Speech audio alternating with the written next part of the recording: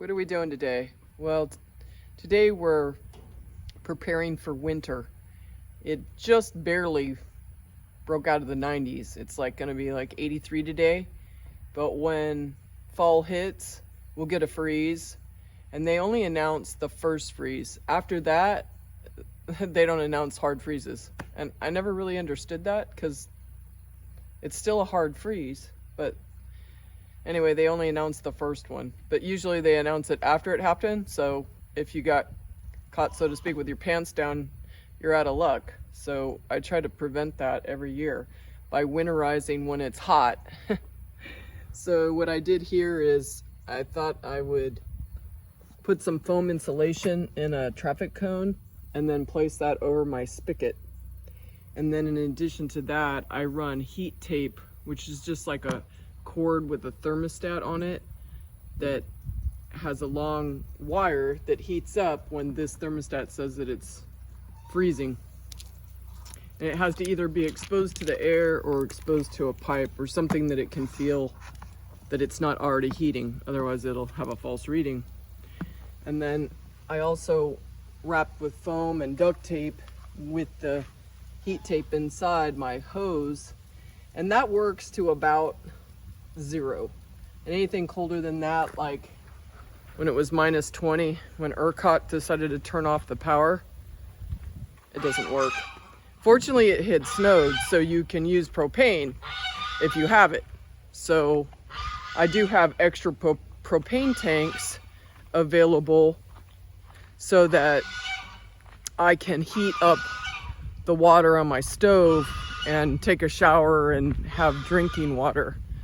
I mean, worst case scenario, I could take water out of the ponds and filter it, but right now I don't own a filtration system, which I did see this one military grade, like called the Grill or the Grail, that can filter water. So I'm thinking about purchasing that just so I have a way of filtering the water that would come out of the ponds, which I could take, you know, a t-shirt and filter it that way and then boil it, and I'd probably be able to survive, but I just as soon have something that's a little bit easier. The other thing that I've done is I had installed, the year after they turned the power off, a wood burning stove, and so I have it here with wood just on the other side of the door here that I need to cover for rain, but I have stacks of wood that if I have to, I can stay warm inside the barn, because I don't know when they decide to turn the power off or how that's going to work next time, but it was really past inconvenient. I can't even tell you. So I always keep extra gas. Like you can see, I keep my gas tanks full pretty much of the tractor and the truck. And then in winterizing, I also put gel in all my equipment, which I can't find a bottle of it, but I have several bottles of gel that I put in all my equipment, so that, because the diesel equipment requires some form of winterization, because if it gels up in your tank, it's a problem and your items don't run. So those are just some of the minor things that I do. I make sure that all my exposed plumbing has foam and it's taped, and if it's outside on a north facing area, which is always a bad idea to put something on a north facing, I make sure that it has a heat tape on it. And even then, if the wind gets going, that doesn't work. I've actually removed spigots because there's no way I couldn't run anything that would keep it from freezing. I've used the faucets that are like anti-freeze, where the water drips down and it's supposed to go into the rocks. When it got really cold, even that didn't work. For some reason, the water still gushed out and then froze like a water fountain almost. So I don't even understand why that didn't work. But when ERCOT turned off the power about 3 years ago, none of my plumbing actually burst after it thawed out, which was shocking to me, but I lucked out. So you can see here, like, I don't usually put a heat tape on this one because it's on the south facing wall, but I wrap everything all the way up, and then I also remove all the hoses and I drain them. I walk out the water in them, and I store them in the barn, because at that point really nothing needs to be watered. It's probably snowed or rained hard at that point when the weather's that cold here. Just depends, of course, on the weather system.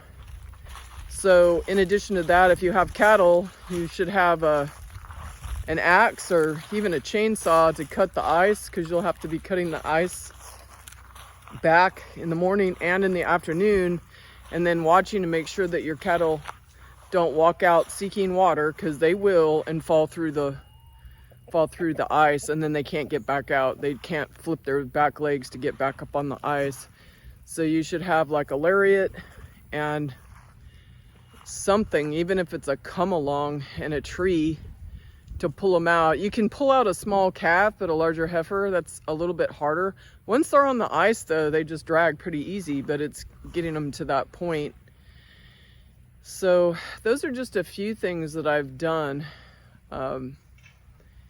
knowing that I was miserable during that time. I also did own a Honda generator, which are really good. Unfortunately, I didn't actually have the adapter where my RV hooks onto it. And then in addition to that, I didn't have the extra gas tank so it can run for a period of time, because, you know, it'll only run for like an hour and then it would run out if it's powering my, like, say my heat was a little radiant heater. And speaking of like smaller heaters, my RV heater, it doesn't work. I mean, once it gets too cold, it's actually blowing cold air on me, so I have to turn it off. And so, you know, I rely on like electric blankets or like a small electric heater.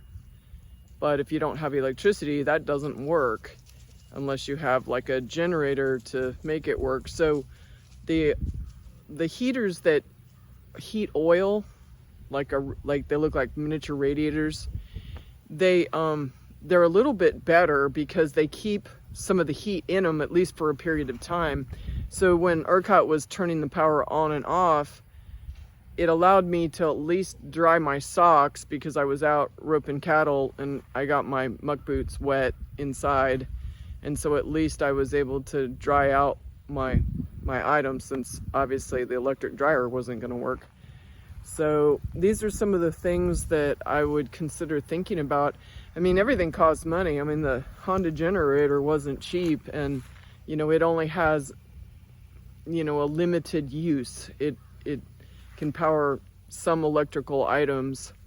You don't really have to worry about your food spoiling because it's really cold anyway. So that's like kind of a non-issue.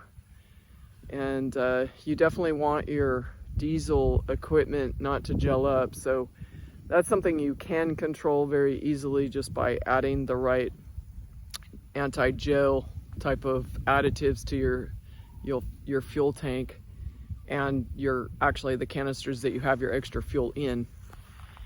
And that pretty much sums up what you can survive on. I mean, if you have water, and then, you know, speaking of which, I always make sure that I just have water jugs filled up with water, so I don't have to initially worry about filtering water. But my place got so cold, even those froze, so I definitely needed the ability to heat it up with at least propane. Or, you know, if you have some electricity, I guess if you had a microwave, you could use that. I've just gone away from microwaves just because of, I don't think they're overly healthy for you. So I've just gone away from that. And I don't do quick prep food anyway, so there's no need to have one. I've really kind of gone the old fashioned route altogether. It just seems easier and less, or at least a little bit more healthy. Anyway, that's how one rancher does it. I'm sure, like, if money were no object, I could have a whole solar system and an array, and I am working on that, but as money comes in and not immediate. I do have a small solar system that I'm working on where I have a heater air conditioner unit on the RV, but I need a larger solar panel and another battery, and those are expensive, but it is a duality that I do eventually want to have. And it's not really cost efficient at all. When you really look at it, when you look at like how much it costs for those batteries and the regulator or the MPPT charger. Of course, I went with the expensive one because I don't want to Mickey Mouse around with some of the cheaper Chinese versions, so I went the Victron way. And you just need a large battery storage with it, so you can make it without like some sun, or if you have a high demand system, you have the capacity at night to actually run your equipment. So it is something that I'm looking at, knowing the duality of the necessity of having, what we say is 2 is 1 and 1 is none. There's definitely a necessity for duality. It's just a matter of having the knowledge base to set it up and to having the money to buy the equipment. Anyway, that's what we're doing today. We're just kind of preparing for winter, even though it's 80 degrees out right now. I just don't want to be caught running around too much. There's always the last minute things like unhooking the hoses and draining them, but I want to have the major stuff done, so I pretty much just unhook some hoses and I'm done. So that's what we're doing today. Bye.